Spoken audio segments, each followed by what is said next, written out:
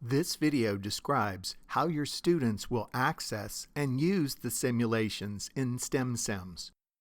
First, students should go to stemsims.com.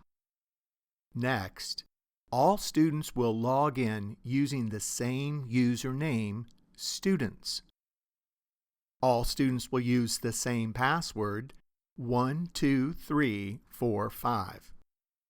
Please do not change the student's password since all teachers and students in this study will be using the same login information. Once logged in, select the Simulations tab in the upper left side of the screen. Scroll to the desired simulation, then select the View Simulation button.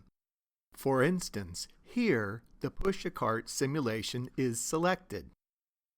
Here, the acceleration simulation is chosen. Here, the chemical reactions simulation. And finally, the quality control simulation is selected and viewed. Complete the simulation using the written instructions. When complete, select the Log Out button on the upper right side of the screen. For details on how to use each specific simulation, refer to the video for that simulation.